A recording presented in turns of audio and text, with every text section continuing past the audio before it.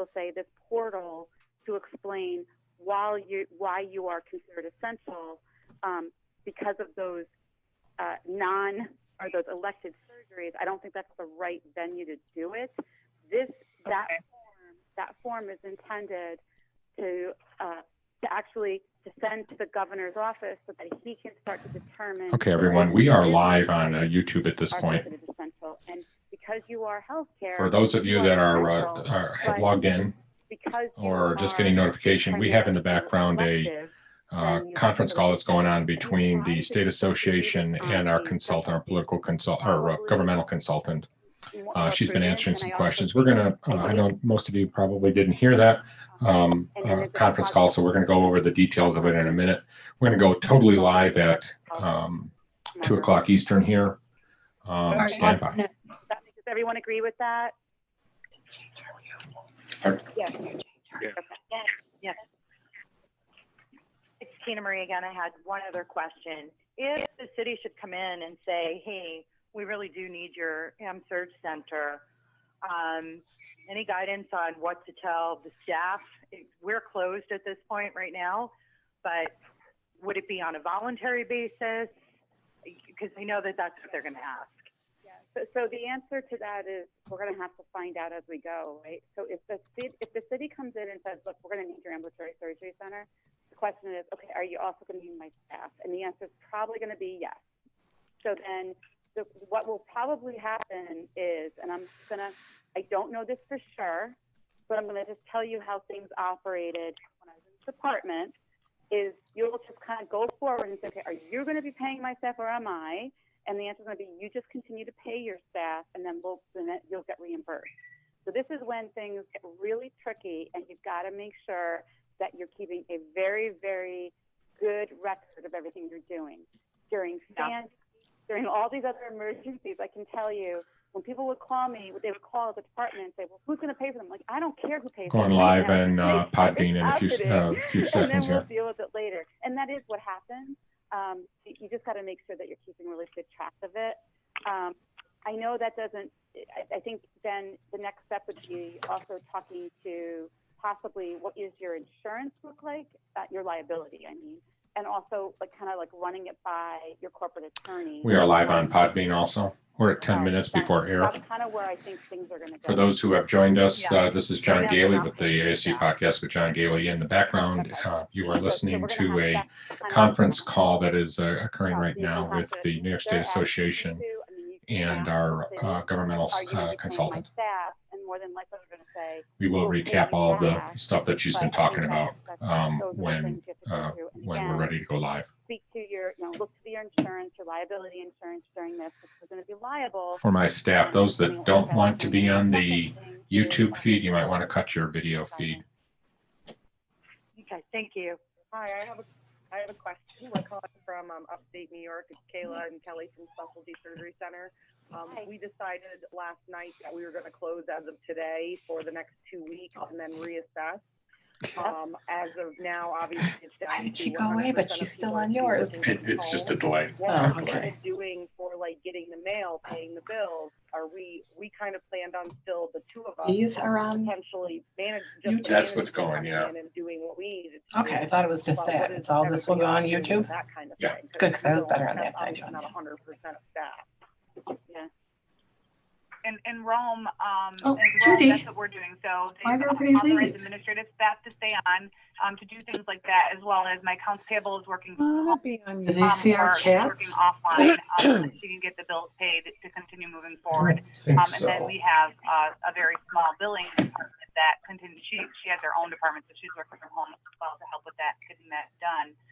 But we are keeping a few administrative staff here to make sure that we are collecting the mail and monitoring who comes into the center, even if we're not doing surgeries. Yeah. So okay, thank you. Yeah, I think for us, Capital Health Consulting, we're not you guys, even though I'm a nurse, we're not. So again, this is John Goehle with the ASC Podcast. You're listening live to a conference call going on right now with the New York State Association, our political, our governmental consultant. We're going to go live in approximately 7 minutes. I think that's what we're doing. I think that's probably a good thing. for centers, I think have someone there. Staff members, why don't we I keep you think live it's on the engagement. Zoom So feed one there of the rather things than that using I our call-ins? We'll leave the call-ins for people that might want to call in. I also invited John to call in. I don't know if we'll be able to get Lisa on, but we certainly have enough notes from her and then session. how are you communicating if someone does come to the center and the doors are closed? So I don't know, John, if folks want to send into you what they're doing, and then it can be shared, it can be posted on the ambulatory surgery website. But I think communication right now, clear, very clear, concise communication is critical. So I don't know what folks are doing, but that would be something that I would also recommend as an association, to look at. Lisa and John, this is John Goehle. We're going to go live in about 7 minutes here. We're actually throwing your feed out to the YouTube audience and our Podbean audience right now. And then we're going to transition. John, if you can call in later, we'd appreciate it. We're going to try to give all this information to everybody that was not able to enjoy your session here. Thank you so much. But one thing that I think is important is you talked about earlier, the importance of documenting all of your decision-making processes here. So we're going to talk about that quite a bit today too, just to make sure that our decisions are not being second-guessed by, the powers that be up there. Good. Okay. Okay. Ron, if there's anything else that comes up, we'll try to share it. Sure. As you go live with the podcast, okay? And Lisa, if you have any time, feel free to call in. We'll let you in right away. Hopefully you got the feed information. If not, I'll try to send it to you individually. Okay. Thanks, John. Thank you. Lisa, it's Giovanna. During yesterday's DOH webinar, they posted during the webinar the signs that are on the DOH website for. Oops. Okay. I'm getting feedback. Why? It seemed to happen when you did that. Are you sure it's not your phone?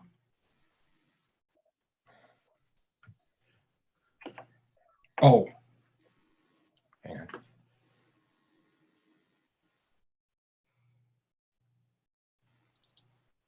Okay, does that fix it? No, it doesn't. Nope. It might disappear in 15 seconds.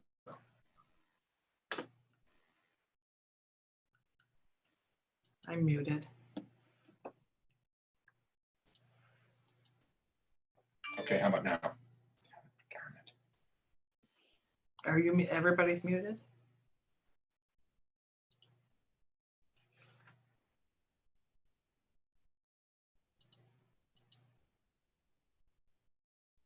Oh.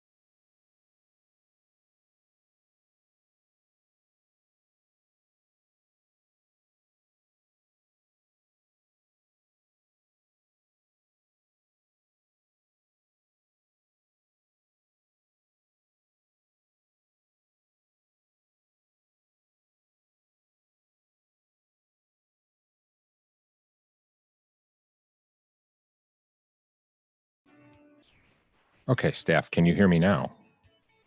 Okay. That was my mistake. Okay. Thank you.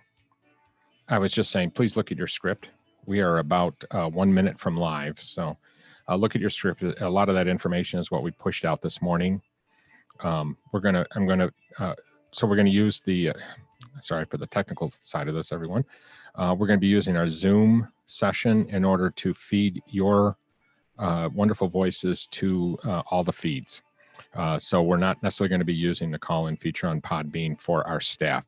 That will leave plenty of options open for us to allow callers to call in,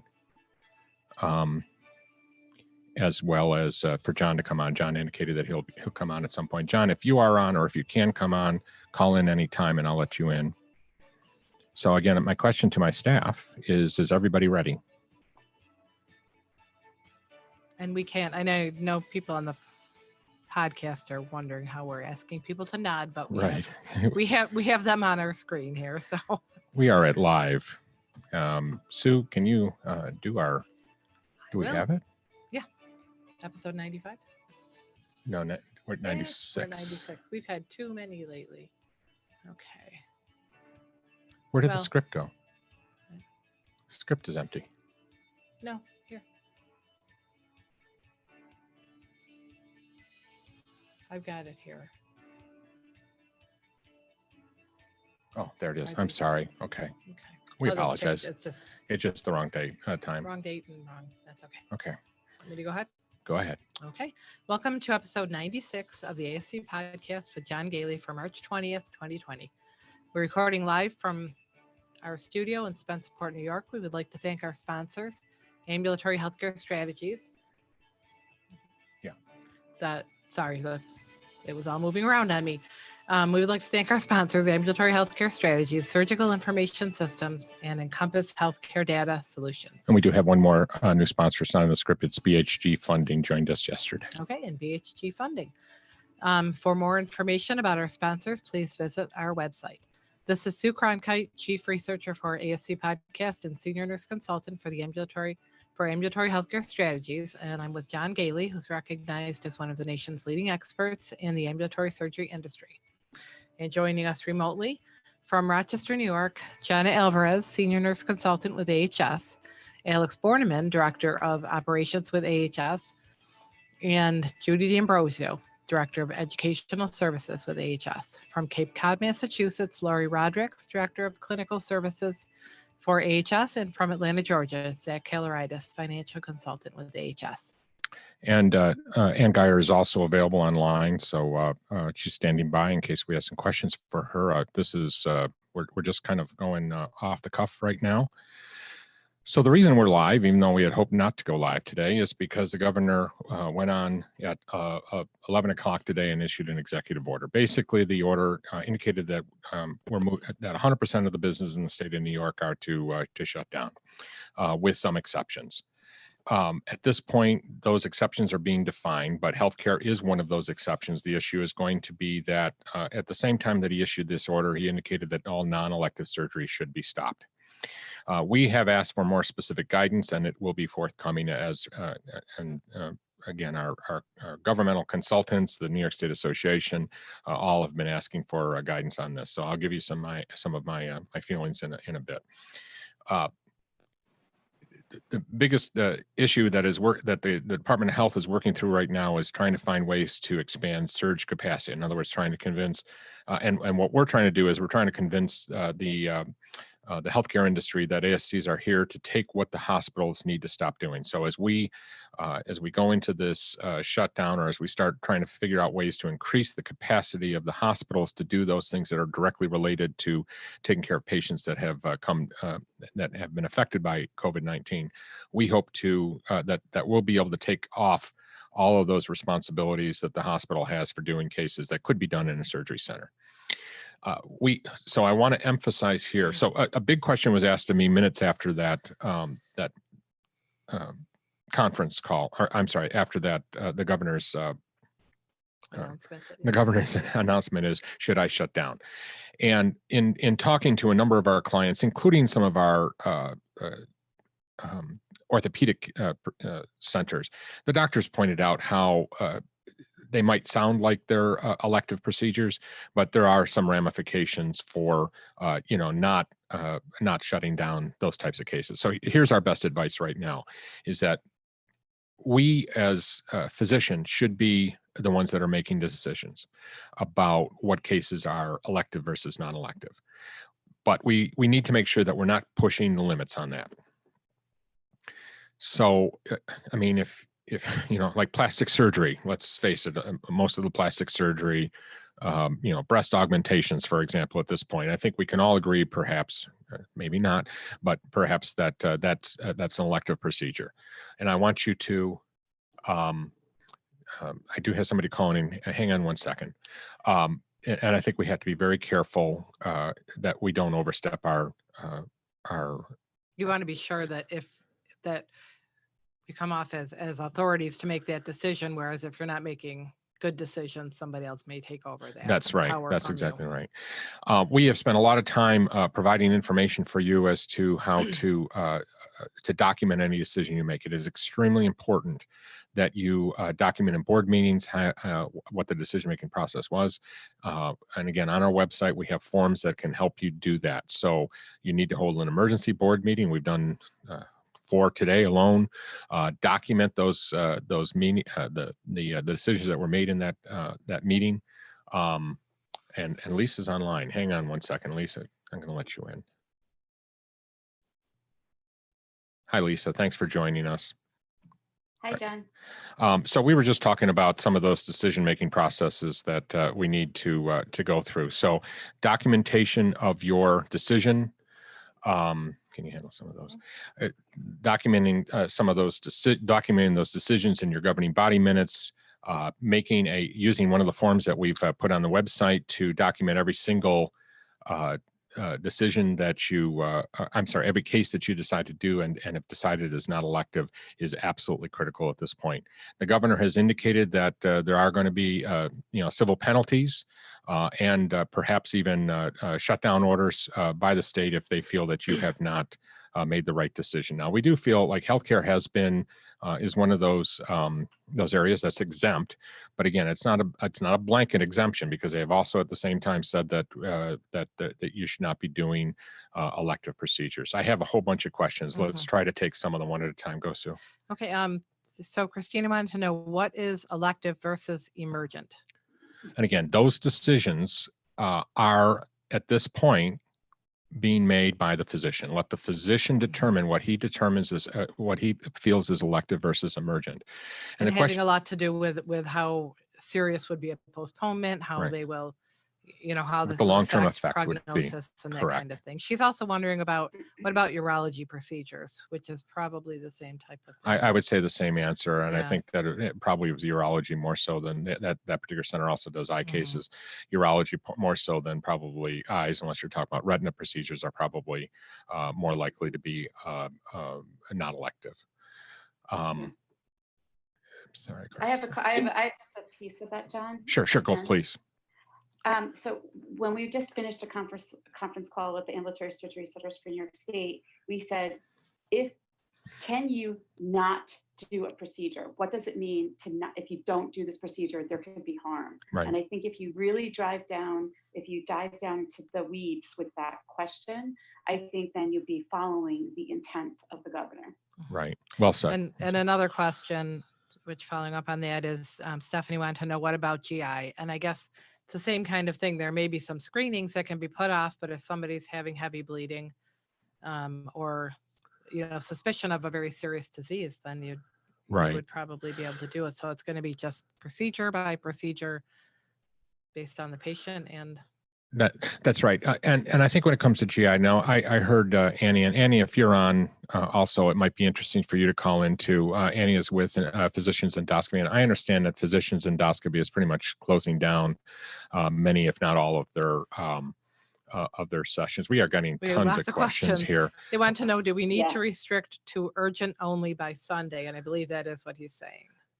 And again, I think that the term urgent hasn't been defined. So, I mean, and none of this has been defined. Again, repeating what I've said before, it's the decision at this time is still in the hands of the physician as to determine what is an elective versus a non-elective. Those are the terms that we're using right now, is elective versus non-elective, or essential versus non-essential. So try to use those terms when you're making this. I don't think we have a problem with you defining things, as broadly as you might want. Just kind of use common sense. But Sunday would be the effective date, correct? That is correct, right, Yeah. Lisa? Yes. Okay. Yes, Sunday. Now, I do want to mention another thing, is that I think what we're heading for right now is an acknowledgement that we're probably going to be slowing down our procedures or terminating our procedures. But as Lisa talked about before during her session, and which I believe has been the case all along, is that at some point we're going to be we're going to need to be part of the solution here, as hospitals are focusing purely on taking care of those patients that have those patients directly related that have problems directly related to COVID-19. They're not going to have time. They're not going to have the staff. They're not going to have the resources to be able to do surgery because there are going to be surgical cases that have to be done that are urgent. We might not be the ones that are doing them right now. They might normally be done in the hospital. And I think we're going to have the hospital start calling upon us. And Lisa mentioned, and I agree, that we want to start to be proactive with the hospital and with your local emergency services and saying, hey, listen, don't forget we're here and we're willing to take things on. Now, part of that could very well be that, oh my goodness, I'm sorry, I've lost it. That could very well be that your nursing staff, the hospital's going to say, listen, I need your nursing staff over here. So keep in mind that, be careful about what you ask for when you contact the hospital. Go ahead. And Jackie wanted to know if this includes ASCs in New York City as well, and I believe it is. It's the entire state. Yeah, there's isn't a New York City versus upstate and it issue sounded anymore. like they were even going to be, they're drawing in the neighboring states. So I think this is going to be pretty broad. I believe New York City, One point, John, in regards to the in the evaluation and reaching out. One of the things that's really critical in the emergency preparedness field and your pandemic flu planning is really looking at a regional approach. And so some of the New York State groups, the ambulatory surgery centers, have been great, where they're saying, hey, you're down the street from me, you're a sister facility, I'm going to shut down to a skeleton crew, they're going to close, and we're going to work together. Right. The same thing's going to go for what are you hearing from your local health department or your Office of Emergency Management? If you haven't heard from them and you haven't heard from the hospital, it's also really important. You are probably part of their surge capacity to also just send an email or call into them. You may not hear from them right away, right. But as they start to roll and peel the onion on this, you may be getting involved. So I think look to your regional as well as just the state for capacity. And we have we've put a letter or a recommended letter up on our website, ascpodcast.com, that you can send by email or by carrier pigeon, whatever, to your hospital and to your regional office, just to remind them. It's important not only that you contact them, and if you can't get a hold of them in person, to tell them not only that you're there, but also what capabilities you have, so that they know they can start thinking about that. Okay. And Alex, did you have a comment about New York City? Yeah. So for New York City, we can't forget that the executive order from Mayor de Blasio is still in place. That's correct. So that would be effective on Friday. So you have an earlier date in New York City. Okay. Good point. Thank you. Yes, definitely. I feel weird, Lisa, kind of reiterating some of the comments you made, but at least now you're here to alliterate, to add additional color to it if I don't say it correctly. So as Lisa said, be very careful about pushing the limits on defining the cases that you're doing. Jeffrey called in and said he and I think it's a great idea. It's a great idea to create a log of all of the patients that you have decided not to do, so that you can document that you're going both ways here. And of course, if you have a log that has nothing on it, then you're going to have a hard time, justifying your decision-making process. So definitely create a log. Judy, when you have a chance, can you create a new log for that? And we'll post it up on the website to give people an example. And another question. And thanks everybody for all these questions. That's great. So Fergie wanted to know, regarding equipment and supply, she's basically asking, I'll just read it. I'd assume every unit would be stocked with what it needs, but are they at the stage yet where you may be told, okay, this place is getting overwhelmed, we need to take your equipment away and put it where it's needed more? Or is it a case of what you have stays with you unless you offer it up, as long as... Great question. So one thing that we did get from the governor's conference this morning was he indicated that if you have ventilator units, please call them. They gave an 800 number. I did post that 800 number on the morning update. And please call them and offer it up. I think they did say that there'll be reimbursement for it, either sell it to them or rent it to them, but they need it desperately. And of course, we have to be careful because most of us don't really have the ventilator type units that they're looking for there. We have units that, would last for only a short period of time. I mean, using a ventilator on an anesthesia machine, for long-term care of a patient is really not the ideal situation. So I'm not sure how much that really affects us. Any observations from my staff about that? Or any additional comment, Lisa? No, I think you're correct. But to your point, anything goes here, under 1135, the government can step in and say all kinds of things. Good news under 1135, it has to be in writing, it has to be very specific. Lisa has said that she's in constant contact with the department and to make sure, and thank you, Lisa, you've done a great job in making sure that they know we're here and that we're ready to help out. And Lisa also mentioned that the regional office is the front lines of this. So it's important that you contact your regional office. Lisa, the New York State Association, and all of us are kind of doing things at the state level, but your local office is ultimately the one that's going to be making a lot of these decisions. So I guess one big comment I want to make is that in a short term right now, I think we are looking at either the possibility of shutting down or limiting our services. But in the long term, we're going to be called upon to come back online for whatever. And it could be because the hospital is asking us to take on cases. Maybe they're coming to us and asking us to be a collection point. We have to be ready for any type of a situation. And one comment that was made, or one thing that I need to point out, is that be very careful with how if you are going to shut down, if you are going to limit, if you're going to let employees go during this time frame, be very careful about the terminology that you use. Work with your lawyer, work with your benefits company, because the proper terminology is probably a furlough as opposed to a layoff. A furlough is a temporary stoppage of an employment, basically where you're acknowledging that person is going to come back at some time in the future. And the reason for that is, from a regulatory standpoint, if you lay somebody off and then bring them back on board, technically you need to go through that whole onboarding process again. You have to fill out all that paperwork. You're going to have to get all the payroll information redone. You're probably going to have to do new orientation, et cetera. So if you intend to bring those people back at some point, furloughing is the proper terminology. The other thing with furloughing, as I understand from my legal people, is that you're generally, first of all, you are able or eligible to take unemployment insurance, and your healthcare benefits continue at least during that time frame of the furlough. I'm not sure how long that goes, but that would, and I think most of us are hoping, I hope most of our employees are hoping that they can, that they want to maintain that coverage for their employees during this difficult time, so that it's very quick to be able to bring them back on board.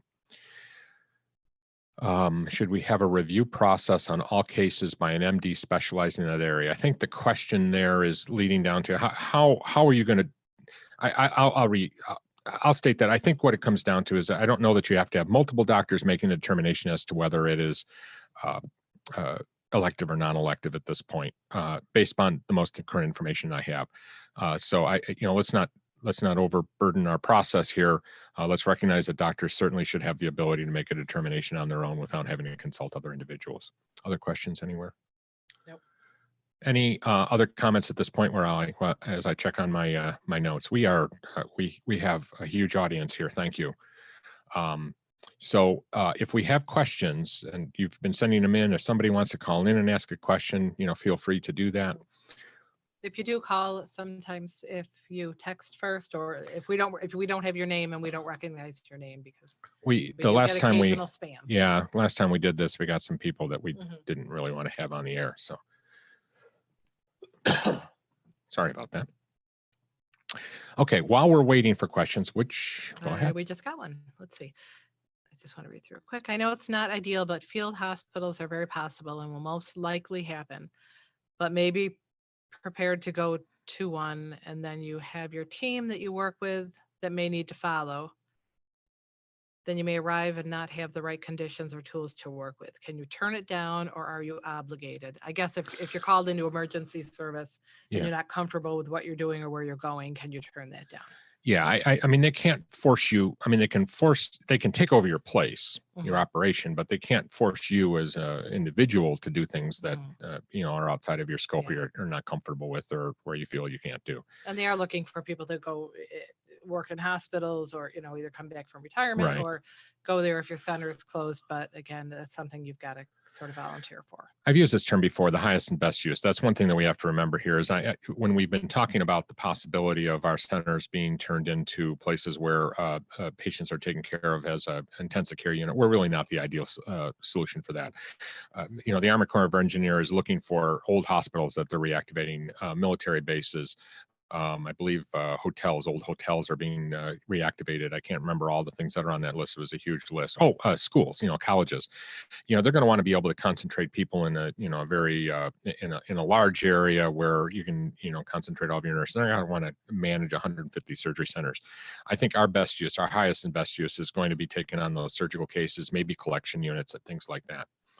What steps are any surgeries under ophthalmology? I think he meant what surgeries under ophthalmology would qualify as emergency surgery.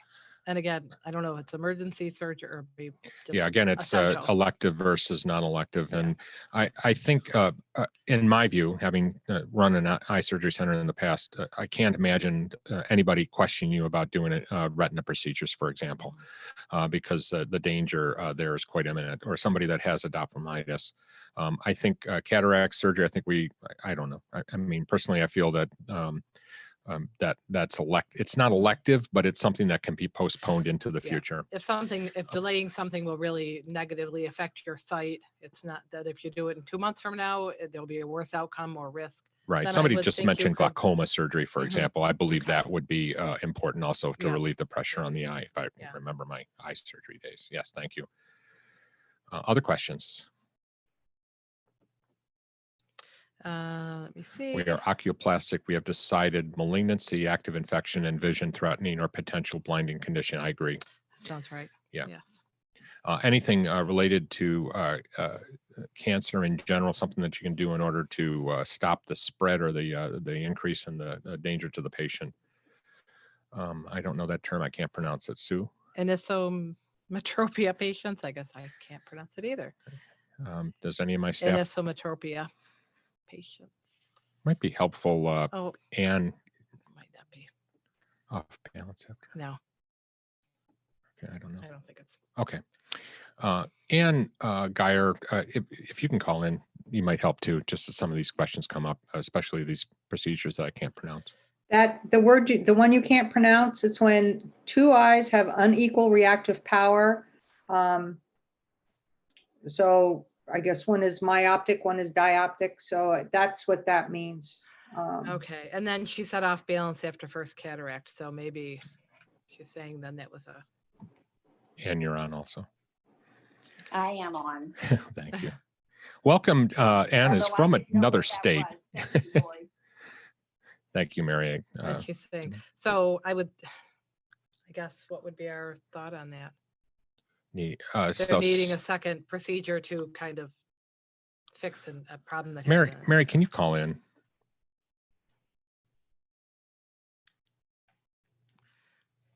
If being off balance after a first cataract, does that mean that the lens isn't seated well? And if need is an that eye going to expert cause problems to the vision? Yeah. I believe that means that they've done one eye, but they're trying to do the second one. Mary DeMauro is on. She's our regional expert on eye surgery cases. Hey, Mary. Mary, can you hear us? Mary, unmute your microphone. Okay. Well, Mary's icon is here. It says she's live. John, I will say that I've had a number of my eye centers say that they're considering the second eye to be non-elective. I think you're talking about second eye cataract procedure, right? Yeah, I think this is something different. Yeah. And I'm sorry, I don't understand this. Can you hear me now? I can hear you now. Thank you, Mary. Okay, sorry. Technical difficulties. Yes, we had this discussion with our physicians, and we actually this week had some of the docs had pulled in all their second eyes for the anisometropia issue, and we sent them off because in most instances they are not essential, because the planned second eye could be treated with a contact lens. Okay. So they are not considering it that much. You'd have to be entirely off balance and like potential accidental damage to yourself. So it would be a rare instance that would be essential. Thank you. I did get I'm actually looking at my YouTube feed here. Let me see if I can, of course I can't get the microphone at the same time. Does anybody else read it? So we are being guided that there are no more tests available to determine action or to determine COVID-19 testing. If your staff is exposed to some with probable or unconfirmed COVID-19 in this time, there are really no regulations regarding mandatory quarantine. What is your thought regarding this issue? I have a comment on that. So John, I think it came up today at the governor's press conference that there was questions regarding not having enough tests. What I'm telling folks is reach out to the local health departments, and then there is also a number for the Department of Health. I would contact them because there are more tests, okay, and they will rectify that situation. If someone has been exposed, there is guidance on the Department of Health website that where you have to actually confine them until they have symptoms. They also put out a second letter, if anyone needs it, that's specific for healthcare workers. So John, if anyone wants that, you can just send me an email and I'll get that out to you. And I believe, Jenna, we've posted that. We posted that yesterday. Yes, did we not? Yeah, we did. Yes. Okay, thank you. Okay, good. Yeah, that's the return to work letter. Correct. Yeah. And I did get a question from one of our listeners here. Please email me that as well. Please go to our website. You are one of our clients, and Alex, it's Jackie. If you can email that to her, but please, keep an eye on our website. I know it's starting to get pretty big because there's a lot of information posted up there, but that's a good way of doing it. Brian, do you believe that non-elective applies to offices as well? That is a great question because we've been focusing so much on ASCs. And Brian, if you want to call in, feel free. This is my friend Brian from New York City. So this is something that, Lisa, I haven't been paying a lot of attention to. And I don't know if you've been focusing the office side. Mm-hmm. I have not, but I will say that office space, I think the same stands true. Even though you're not technically if you're not in Article 28, but I would say the same stands true, especially being prudent in this time. Hey, John, it's Brian. Welcome. Welcome, Brian. How are you? I think that what's happening, I think the reason I asked the question is I have a lot of surgeons who are thinking of circumventing the order by going to other OBS locations. And my comment to them is the order from the governor seems to be a little bit more wide reaching to me than simply just going after facilities. I think he's making an order that's more broadly reaching and saying, don't do non-elective procedures, don't do elective procedures at all. I just don't know if he has the authority. Do you think he has the authority? He does. Okay, good. He does have the authority. Yeah, he does. And I do believe that he actually made a point of in everything that he has said over the last week or 2 weeks, he has never really emphatically said anything about enforcements and fines. He definitely did say that today a couple different times. So I would say, and he does have the reach. Okay. Helen Longworth is also on. Helen, if you want to call in, because I think you have some observations on the GI side, because I think this is kind of important too. Helen is with Physicians Endoscopy, or has one of the centers in New York. Thank you for the feedback there, at least, because we do realize that a lot of our clients, or I'm sorry, a lot of our centers also are affiliated with physician's practice.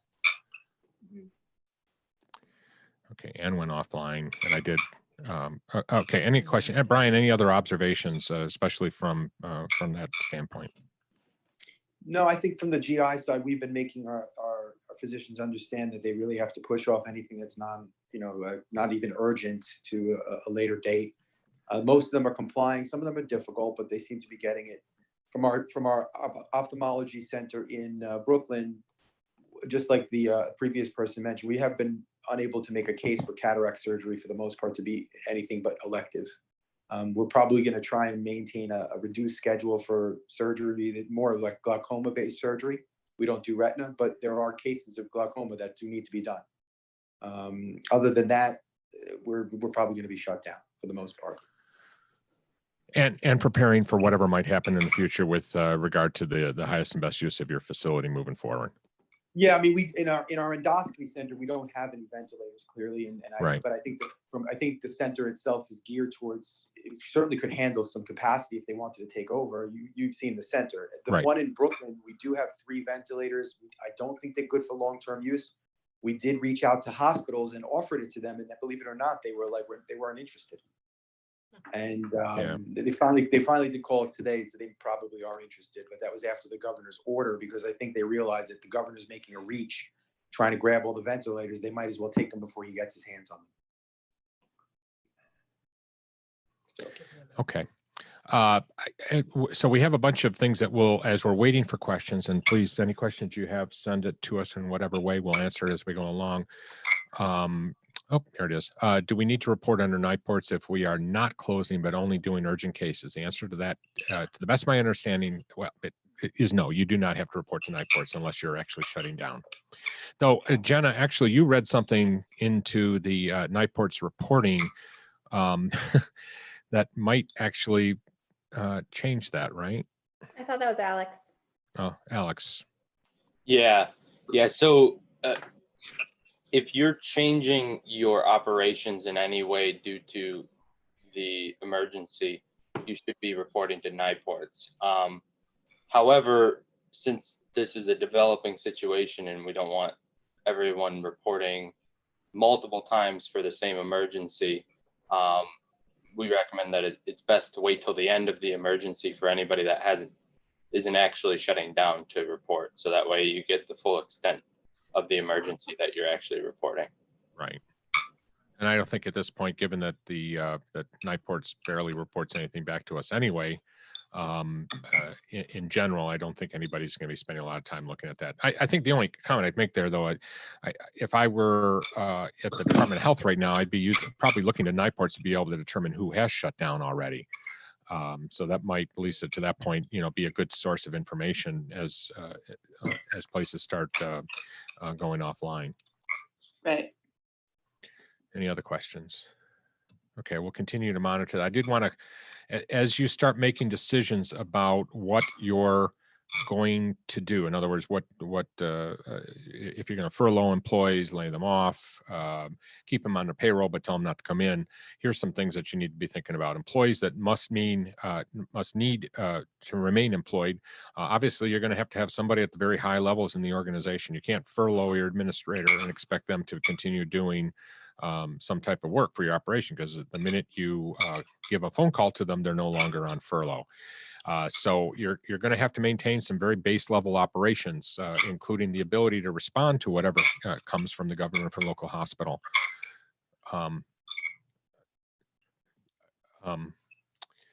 And I know I'm getting some fucking noises in the system here.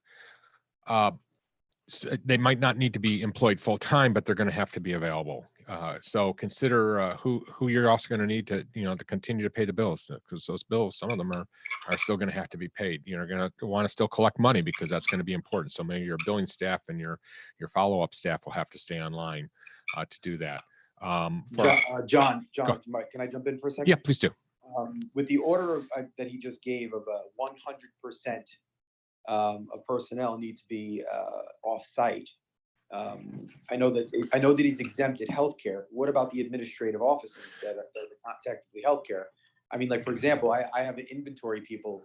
If they're not here, who's gonna receive those products? I mean, there are still things showing up. I don't think it's a realistic thing to expect 100% of the staff to not be on site. Correct. And I think that's the point I was trying to get to here, is that you're going to need staff. You're going to need staff in order to be able to, start to ramp back up again.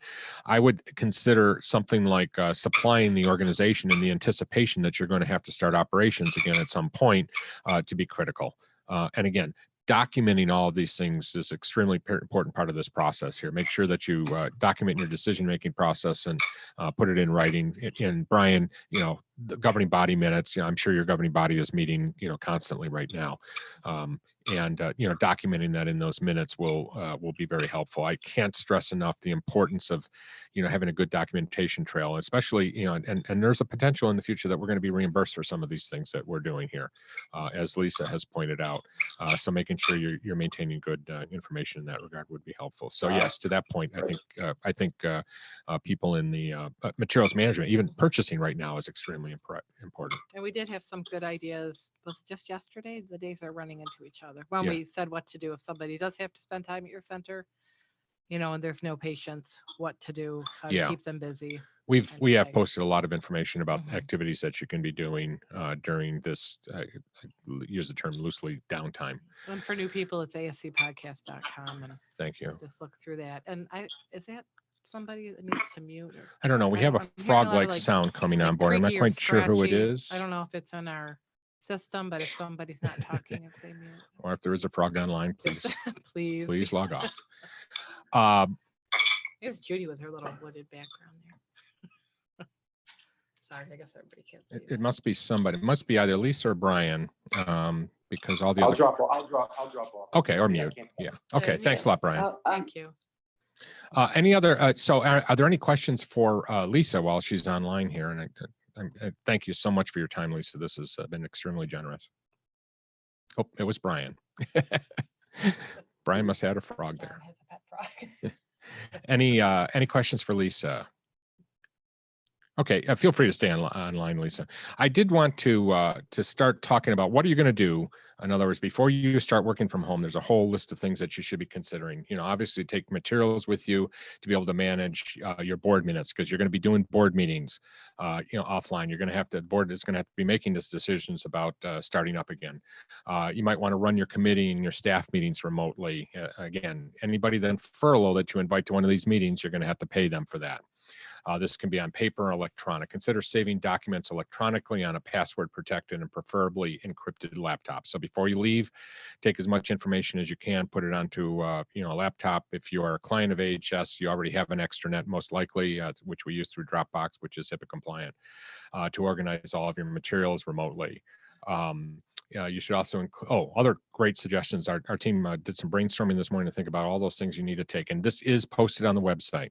You should also include contact information for all of your employees, your board members and providers and contracted providers, including anesthesia providers, for example, anesthesia providers. Take a copy of your policy and procedure manual, even if it's on paper, including the emergency plan, medical staff bylaws, infection control plan, because those are probably going to undergo a number of significant renovations over the next couple weeks, months. List of all of your vendors, and consider taking your contract binder or a copy of your contract binder with you for reference so that you can get a hold of those people right away. Take an inventory of your supplies that are on hand and what you will need before you start up again as possible. And if possible, get a list of all the expiration dates for all of your drugs so that you can reorder them if the expiration occurs prior to reopening. Make sure that you reset your min-max settings on your refrigerators as soon as you reopen. And as soon as you reopen, check to see if the temperatures were outside the appropriate range so that you determine whether the medication is still viable. Empty the staff and patient refrigerator prior to shutting down. Yes, just for the smell. Provide, if you are a client of Ambulatory Healthcare Strategies, please provide your alternate contact information while you are not on site so that we can provide updates and assist as you begin operations. For those of you that are clients of AHS, we will assist you. We'll maintain whatever we need to maintain while you're while your operation is not fully functional. We'll do the communications with HHC. We'll help you with the communications with the Department of Health, et cetera, just like we always do.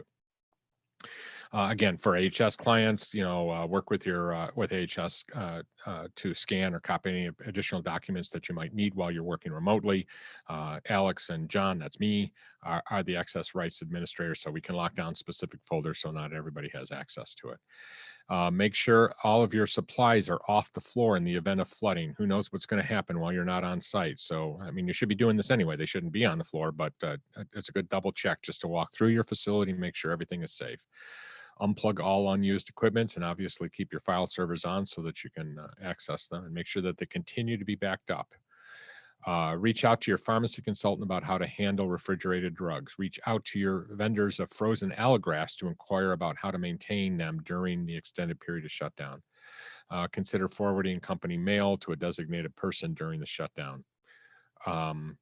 And as we mentioned yesterday, we created a document that will provide some advice about what you can do from home, and that's posted on our website. That is all the content I have. I'm waiting for any other questions.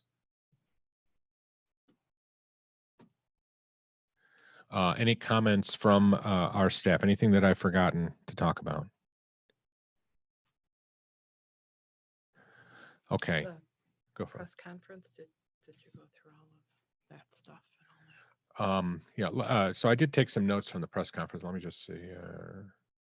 So let's just recap a couple things here. Okay. I think somebody's on. I don't know. Yeah, she's not. Donna, please feel free to call in if you want to. So let's just recap something very important. If you are an ASC or clinic effective on Sunday, it is very likely that you will need to shut down. Hang on. Okay, and Donna's calling. Hi, Donna, you are on.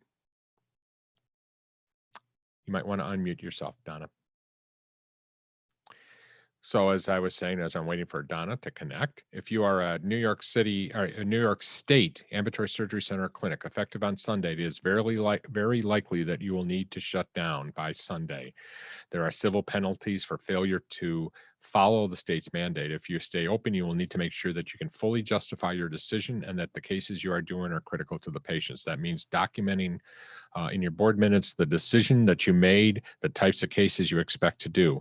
On top of that, two things: keep a log of all the cases that you've canceled to justify that you are, to show that you are indeed looking at the cases and canceling those that you don't feel are elective or are absolutely essential. And then for every case that you do, use the form that we've provided on the website to document the decision-making process on that. Donna, can you, we can't hear you if you're trying to talk. Check your, make sure you're not muted. Okay, sorry, Donna. Yeah, it seems to happen every so often. Yeah. And again, points that were made during the governor's conference, some things that he was saying, basically, so this is another important point. One of the things that he indicated is for the patient population over 70 years of age are being told to stay at home, should not be going in for surgery unless absolutely necessary. So again, as I had a conversation with one of our clients throughout the day, is you might be deciding that those cases are things that you can continue to do, but your patient might have a different opinion based upon the state mandates that are being passed out right now. So if you're over 70 years of age, you still have a right, obviously, to determine what is, where you go or what you do. The doctor, can use that as part of the decision-making process. But ultimately, I think some of this stuff will inevitably be the patient that's just going to cancel on your behalf. What do we know about public goods? Mary, again. Mary, is your question about whether we have to continue paying for it or what? While we're waiting for Mary's answer, this is personal. If you, yes. A good question. So the question is, we know that the public goods pool are something that we have to pay on a monthly basis. If you don't file on time, the next filing date will be the 31st, which I can't do math right now, is in about 2 weeks or less than 2 weeks. I can't answer that. I have not seen any guidance on it, but given everything else that's going on and the fact that one argument you can make is that, listen, I couldn't pay the tax because you told me to shut down and all of my staff had to go home. So I can't imagine them. Oh, and I guess the point I'll make is over the years, in my dealings with the public goods pool people, is they've been very good about waiving penalties and fines. So I guess I can pretty much comfortably say that if you're not able to pay on time, if you're not able to file on time, sending a letter, and if you need contact information, I'd be glad to give that to you. I don't think that's going to be a problem. I don't want to officially state that, but in the past, they have been very good about waiving fees and penalties during those times. It's hard to say on a personal. Yeah. One thing to remind people, if you do have a ventilator, the state is asking for it. Please contact the Department of Health. The telephone number is 518-281-5120. And feel free to lend your ventilator to the effort. They will reimburse you. I don't know how that they're going to do that, but they have said that they're willing to reimburse you for it. Again, the number at DOH, if you have a ventilator, is 518-281-5120.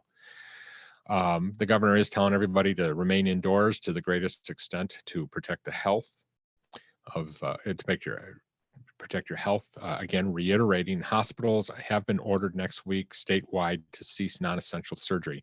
Now, he didn't, to the best of my knowledge, I think I listened to the whole thing. I don't think he actually specifically called out ambulatory surgery centers, but I can't imagine that he didn't mean to tell surgery centers also that there's to cease non-essential surgery. But to that end, it wasn't specifically stated during the conference. I have not seen, does any of my staff, have you read the actual official order yet? Okay. It hasn't been posted yet. Okay, so we will post that, and I will also provide a link to it on my LinkedIn as soon as we get it. Jenna, remind me when that happens. Again, this is a good time to reiterate. Go to our website, ascpodcast.com. If you are on LinkedIn, feel free to connect with me on LinkedIn. The name is John Goehle, Goehle. I accept everybody that asks, and you can see my feed, and I post a lot during the day. A lot of it is about the podcast, obviously, but we'll try to push this information out there throughout the weekend and into next week. I would anticipate that we will have another live podcast on Monday. Hopefully we don't have to do it over the weekend, but if we do, we will. We are trying to get some lawyers on. We've had all kinds of scheduling problems with that. Believe it or not, they're very busy right now. But we'll try to get some guidance on this, in all aspects, especially in employment law. Bruce Smith, if you have anything to say, I know that you're a good friend of mine out of Syracuse, a lawyer. I don't see you on right now, but if you have anything to add here, it's always great to have a lawyer on to talk things through. So if you have anything to say, feel free to call in, hit that call in button. Donna, I know you had a question, and it sounds like you couldn't connect with us. Can you post it to us or email? Or if there was a comment, whatever you want to share with the rest of us, feel free to do that. Or worst comes to worst, just call Jenna on the phone and she can pass that information on. We still have a lot of listeners online, so I'll keep talking. Hopefully we'll keep getting questions here. Any other questions at this point? Okay, continuing on with the governor's comments. Again, the governor said he's not kidding, that these are mandatory orders that he is placing, that, hang on, that, Jenna, can you read my email? An email just came in that might be relevant here, or Alex from McConville, Considine here in Rochester. And it seems to be somewhat relevant. Read it quickly, see if it might be effective for everybody here. Sorry, welcome to the live. By the way, none of us here are experts on broadcasting, so please bear with us as we're learning how to do all this stuff. So the governor stated that that it is mandatory that you follow the regulations, as Lisa talked about earlier. Be very careful about pushing the limits on the cases that you have. I've had a number of conversations today with centers that have really kind of seemed to feel that all of their cases, that they need to remain open. And I'm not about to make a decision that a doctor, should be making about this, but I think you have to be very careful and take, we need to make sure that essential services are available. And if you're continuing to do services that are not necessarily essential and taking resources offline or not allowing those essential services to continue. You have to be very careful. And we've got a question. We are a facility that is providing essential services. What do we do about employees who decide they do not want to come in due to their own health concerns, but that we have not furloughed due to a reduction in staffing needs?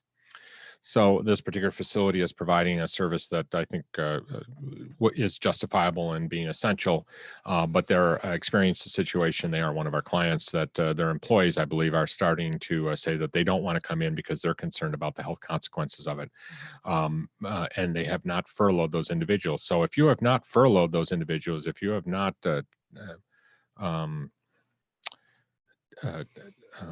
terminated their employment in some way, they are still employees of yours, I believe. And again, I'd love to have a lawyer call in But and tell me about this, but I don't think you can't force people to come in, but if you have hired them for a specific purpose and they're not coming in, then and they're not sick or have not told you that they're sick, then you do have a right, I believe, to terminate their employment at that point. I don't think that's what you really want to do. I think that the whole thing is, what's going to happen with their I'm wondering, like, employment. if they're compromised, is there some allowance if somebody is older, they're over 65, they have a compromised immune system?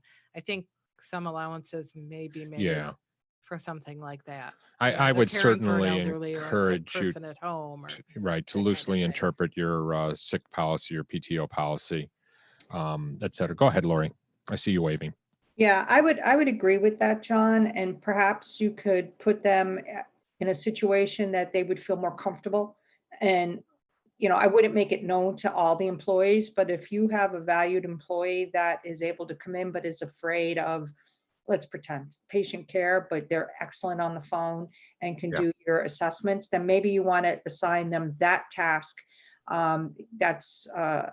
Here's a good example of why you want cross-training, but if you can make it work for the both of you, then that's the best situation. But I agree, you cannot force them to come to work.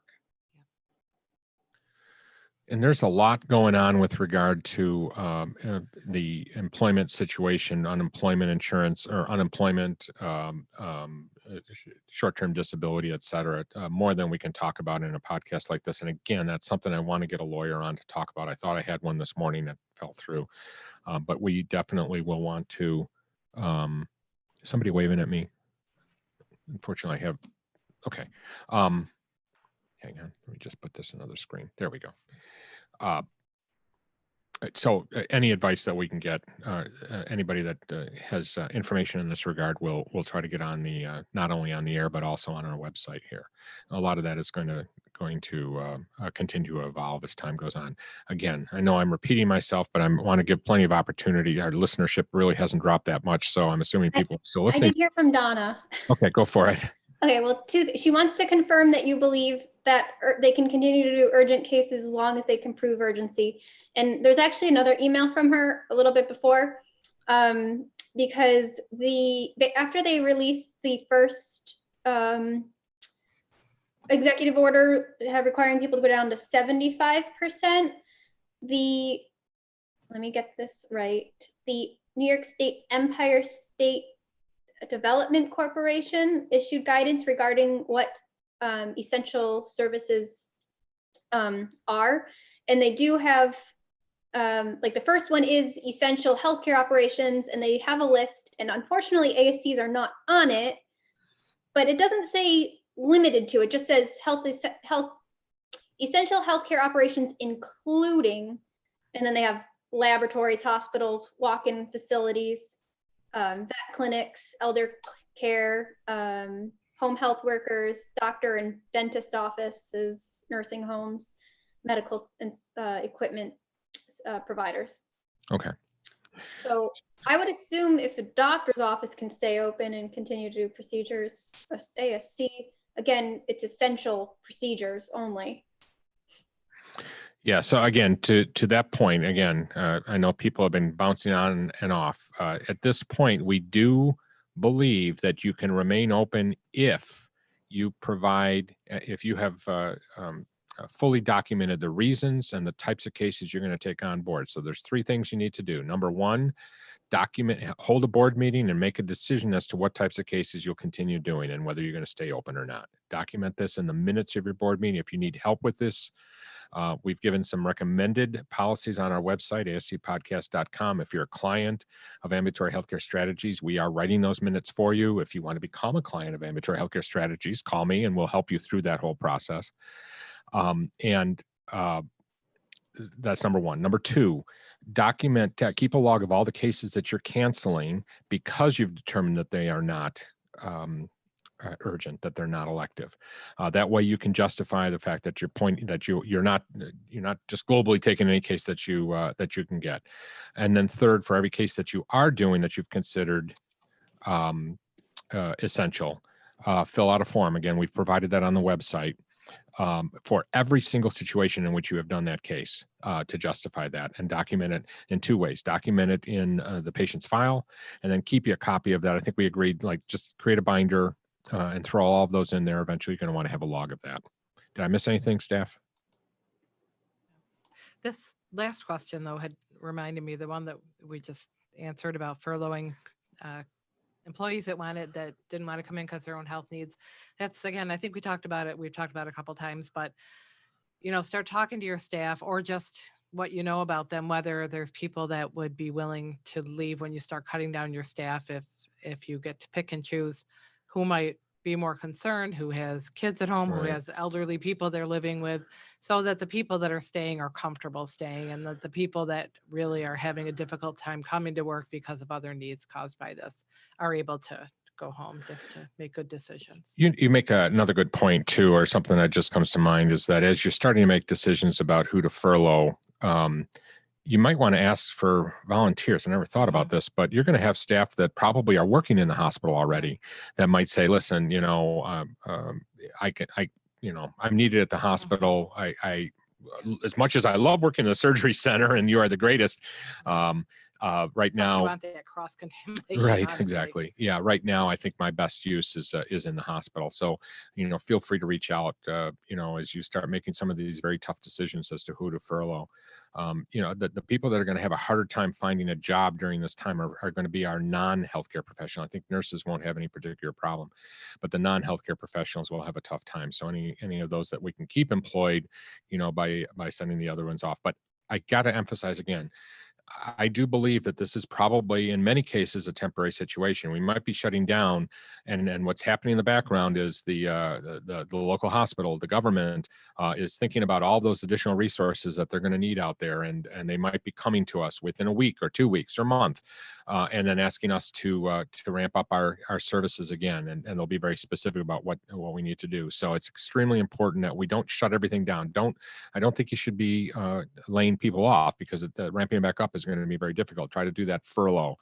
Remain optimistic that perhaps we have some other uses out there, and we're going to have to be very innovative here too, I think, as we go back online.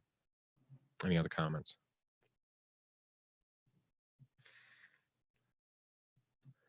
Any more questions out there? I don't want to keep. This is a Friday, right? It feels like it's Monday of the following week right now. It's about 3 p.m. And I don't want to prolong this any longer, though my audience has not dropped off. So if there are any questions, is there anything? So we have a question from Denise out in Poughkeepsie. How you doing, Denise? Have a doctor asking for this mandate in writing. Jenna, I think you said it hasn't been posted yet. Is that correct? Nope, I'm keep refreshing and it's not up. They did just update their coronavirus website with the things he talked about this morning. So I'm guessing they're probably going to be doing that soon. But Right. As of yet, on his executive order page, there isn't anything since yesterday. Just a couple notes. AHC for AHC surveyors, and I think they're all online right now, has a COVID-19 webinar starting now. I'm going to have to bow out of that, but I'll listen to the recorded message afterwards. I believe that is all about how to, and we'll listen to it because they're going to ask, they're going to be giving guidance to surveyors on what to be surveying when they are on site in an ambulatory surgery center right now. And Lori pointed out that the surveys, some of the surveys are still continuing. Like she has a Medicare deemed status follow-up survey coming up this week, I believe, and that has not been canceled. So keep in mind, there is still a survey activity going on. Can somebody confirm? I believe somebody just said that there's an ASCA call at 3 p.m. Anybody know what that's about? I wonder if they meant AAC. Any other questions? Thank you for all of your questions online. I'm trying to monitor everything. Anything on the emails? No. Staff, anything on that you can think of that we haven't talked about? It's focusing on infection prevention surveying. Thank you, Ann. Yes. Ann Geyer is actually listening to it online, and right now their focus is on infection prevention surveying. Again, I guess this is another good point to make, and Lori, feel free to step in here. There is, okay, we know that, some of the rules are changing right now. But one thing that we can't compromise on, especially in the current environment, is the safety of our patients and infection control things. So you should not be compromised in any way. We talked about, the importance of still maintaining face masks, not reusing face masks if at all possible. Laura, do you want to just talk a little bit about that again? Well, I know that there is some guidance from the CDC that you can clean or reuse, like the respirator, the N95s. And one of the centers reached out earlier to ask about that because their anesthesia providers are probably going to use it when it comes to intubation of patients, and there's a greater risk of being exposed to the respiratory portion, the droplets, et cetera. And my advice would be to, number one, if you're going to reuse your masks, make sure they're one provider specific. So if I'm going to reuse my mask, make sure I'm the only one that's going to use that mask, not somebody else. Well said.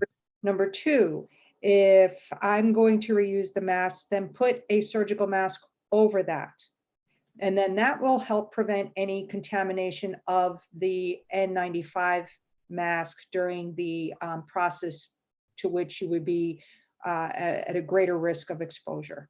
I think that would be prudent, and best practice, again, so that you're not having the mask directly from patient to patient to patient. You have a barrier between that mask and each patient, if you understand what I'm saying. Yep. When it comes to any other reusable stuff, if it is in direct patient care, I wouldn't reuse it. If there's a way to work around that, as we mentioned in prior lessons, that if it's your cleaning staff or whatnot, designate them to certain areas of working. If they're moving contaminated linen and that sort of stuff, if they wanted to put an overgown on, they can do that to protect themselves, but don't put any of the linen against you, because once you do, now you're contaminated. It's practice that we should be doing every day that we don't normally wear a gown for, but now we really want to make sure that we're not contaminating ourselves any more than necessary. But infection control is going to be key in helping fight this virus. Obviously the social distancing, which I don't like the word social distancing, because we still need to be social so we can stay sane. But the polite distancing between people is essential, but so is continuing to maintain a clean and sanitary environment that's safe for people to come in and to leave from. So I think that any surveyor will be extremely keen on that, whether or not that's their forte or not. I'm sure that's what's going to be thrown down our throats, in the coming days, weeks, right now. So I would just say, stay diligent, keep your infection preventionists on speed dial. Right. That sort of thing. But, safe practices, you're going to be you're doing them at home. Doing them at work is key to keep the spread from person to person, unknown to unknown. We did have another question. It has been a question we've answered, but we do have people bouncing in and out. So go ahead, Sue. So Cindy says, sorry to ask again, I've already answered, but do you know if or when Governor Cuomo will shut down all ASCs, or if we just remain open and take procedures if the doctor feels it's necessary? And I believe we're saying, continue with essential. Right. So again, there's three things we want you to do in this situation: is have an emergency meeting of your governing body in order to make a determination as what cases are emergency and which are not. I will tell you that many, if not most, of the centers that we work with on a regular basis are making a determination that at least temporarily they're going to cease operations because they cannot justify continued operations in the current environment, that those cases that they do consider to be non-essential are so small that they can't operate financially, cannot remain financially viable during that time frame. I think another part of that is that they want to be prepared for that time when they might be called upon to do other, more urgent cases in the future. If you do that, so the governing body, you have a governing body meeting to make that determination. If you decide that your cases are urgent, and again, I have quite a number of them that are deciding that, even orthopedic facilities that are deciding that those are urgent, and I understand that, then fully document that decision. So you have a right to do that, at least at the present time. There is no guidance, but we will continue to monitor this, and we'll get back to you if we do hear anything differently, or if they're much more specific about what cases are urgent or are elective and versus what is not. Third is that, so first is have a governing body meeting. Second is document it. Third is make sure that you keep a log of all the cases that you're canceling so that you can explain to somebody outside, justify to somebody outside that you are indeed canceling those cases, because we know that not everything you do in your center is going to be non-elective, or is going to be non-elective. And then fourth is for those elective procedures that you're performing, document in every single medical record using the form that we've provided on our website and we've talked about before, why you've decided to continue with that case. And I think at least at this point, you have good justification for remaining open. Now, that being said, keep the safety of your staff, keep the safety of your patients in mind. Don't take any unnecessary risks. Don't bring an 80-year-old into your center to do cataract surgery because your doctor has decided, you're going to have to step in as nurses here, to help them to understand that perhaps that's not a good idea, that patient's at risk and that the procedure is perhaps something that can be held off. So I know that's an obvious case. I think it's an obvious case. I know that the world is full of a lot more gray ones than that, but you just have to make sure that we're not only doing the legal thing, but doing the right thing right now. And keep in mind, I think there's a lot of opportunities for us in the future. And I don't think that future is going to be too far away. And we want to be prepared for that. So if you continue to do procedures that everybody else in the country thinks is elective, and then down the road, they call upon you to be able to do, some things that are very urgent, that you're not going to be there for them. So keep your resources and be ready at a moment's notice to be able to take on what we're going to need to deal with in the near term. Any other comments? Our listenership, it was dropping and now it's back up again. So any other comments? Any other questions? Okay. I think with that, I do want to remind everybody, we have a lot. There's just I woke up this morning thinking that I'd have a 2-paragraph email to everybody today because we had said everything that could possibly be said. And of course, how long did it last? That's where we are right now. There's just a lot of material. We'll continue giving that material to you on these periodic podcasts. Expect another live podcast on Monday. I don't think there will be a reason to do anything over the weekend. If we do, we'll try to push it out through the regular channels. I do want everybody to kind of hopefully have a good weekend.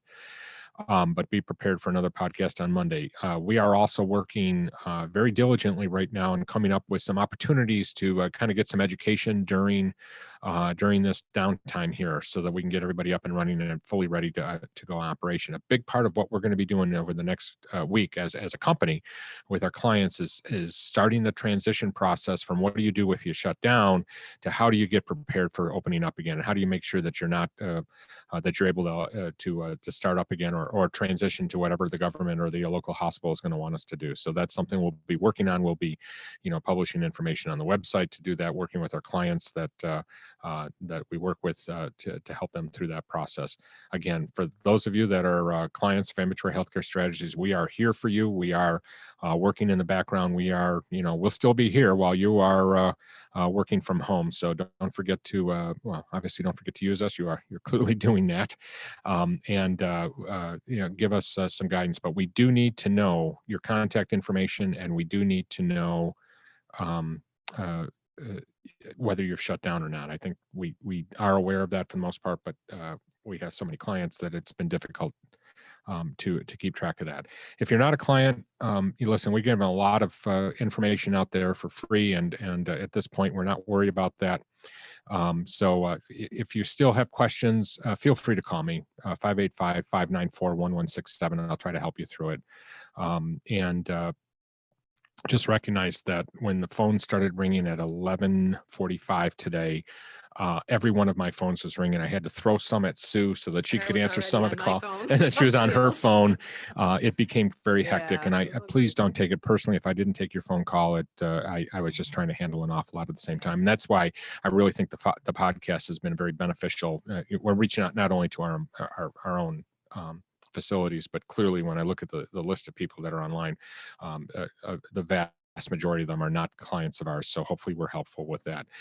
Feel free to reach out to us at comments@ascpodcast.com with questions. If you want to have some material covered that we have not, we're trying to predict what all of you need, and we are getting a lot of great feedback from our audience about that. So send the comments at ascpodcast.com.